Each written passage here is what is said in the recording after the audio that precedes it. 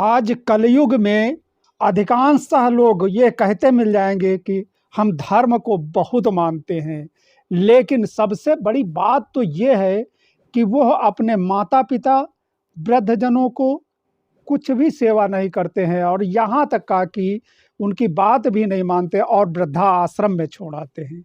लेकिन मंदिर की पूजा करेंगे, का पत्थर की पूजा ज़रूर करेंगे, लेकिन अपने माता-पिता की सेवा नहीं करेंगे। ऐसा लोगों का मानना है।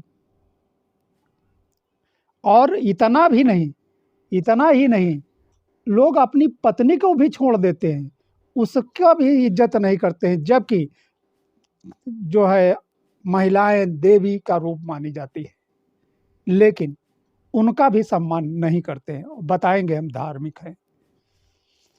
ऐसे आचरण करने वाले लोगों को अधर्मी ही कहा गया है। अब बात करते हैं हरदोई में, जहाँ ना तो अयोध्या थी, ना काशी थी और ना ही मथुरा था। वहाँ सिर्फ भक्त प्रहलाद की आस्था थी और भगवान ने नरसिंह का रूप धारण करके भक्त प्रहलाद के कष्ट को हरा था। मंदिर नहीं, आस्था होनी चाहिए, भक्त होना चाहिए। और भक्त कैसा होना चाहिए, यह सब अभी आपको आगे हम इस वीडियो में बताएंगे। और कब प्रभु का अवतार, ईश्वर का अवतार होता है और क्यों होता है, सब कुछ इस वीडियो में मिलेगा। अब रामचरितमानस और श्रीमद् भागवत के अनुसार ईश्वर का अवतार कब होता है और क्यों होता है, साथ ही ईश्वर को कौन से भक्त पसंद आते हैं। आज कलयुग में बहुत कम ही लोग बचे हैं जो ईश्वर की भक्ति प्राप्त कर सकते हैं। सबसे पहले बात करते हैं कि यह कैसे जाना जाए कि अब धर्म की हानि हो रही है। इसके लक्षण रामचरितमानस और श्रीमद् भागवत दोनों धार्मिक ग्रंथों में बताए गए हैं। वैसे रामचरितमानस और श्रीमद् भागवत दोनों बहुत ही विशाल हैं। इनको समझ पाना तभी संभव है जब ईश्वर की कृपा हो। फिर भी हमारे साथ पूरे वीडियो में बने रहिए, हम सब इस गूढ़ रहस्य को जानने की कोशिश करते हैं। आज कलयुग में मनुष्य इतना स्वार्थी हो गया है कि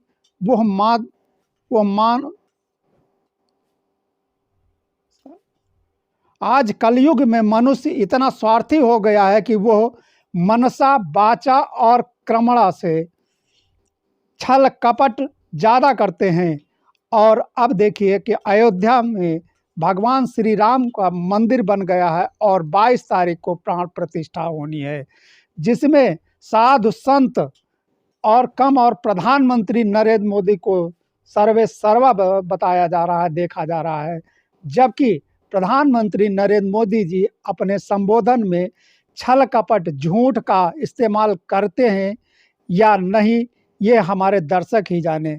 ऐसे भक्त ईश्वर को पसंद हैं या नहीं है, ये हमारे आराध्य देव भगवान श्री राम ही और भगवान श्री कृष्ण ही जान सकते हैं कि वो ऐसे भक्तों को पसंद करते हैं कि नहीं।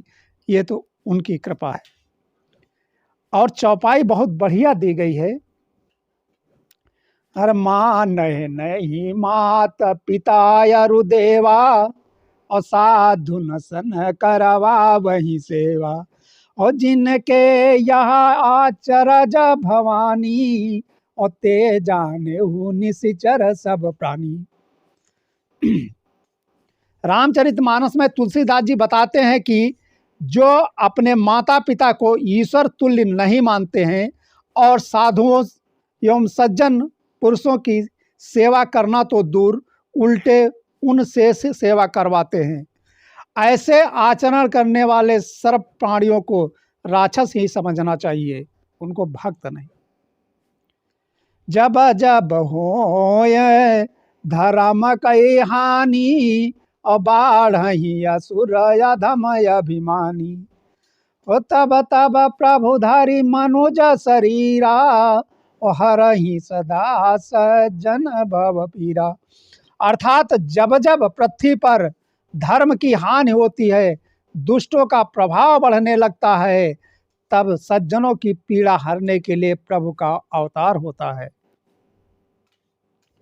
और किनकी पीड़ा हरने के लिए प्रभु का अवतार होता है, ये इस चौपाई में आपको मिलेगा। अरे विप्रधेनु सुर संतहित और लीन मनुजय अवतार और निज इच्छा निर्मित तनु माया गुण गोपार। अब यही बात श्रीमद् भागवत में भी कही गई है कि प्रभु का अवतार कब कब होता है। तो कहा गया है, यदा यदा ही धर्मस्य ग्लानिर्भवति भारत अभ्युत्थानं धर्मस्य तदात्मानं सृजाम्यहम् परित्राणाय साधूनां विनाशाय च दुष्कृताम् अधर्म संस्थापनार्थाय संभवामि युगे युगे। ईश्वर को कैसे भक्त पसंद हैं वही इस चौपाई से स्पष्ट हो जाएगा। अरे निरमल जन मन सो मोहि पावा अमोहि कपट छल छिद्र न भावा। यानी जिनका मन निर्मल हो, छल कपट रहित हो, ऐसे भक्त प्रभु को पसंद आते हैं। छल कपटी व्यक्ति जो है ईश्वर के रोए को भी पसंद नहीं आता है। ऐसे भक्तों को बताया गया है रामचरितमानस में। भक्त कैसा हो?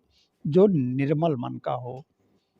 और रामचरितमानस में एक बहुत अच्छी चौपाई निर्मल को लेकर के कही गई थी। ते तन हरित चरत जब गाई भाव बचसी सुपाए पिनाई सोई निवृत्त पात्र विश्वासा और निरमल मन अहीर निज दासा।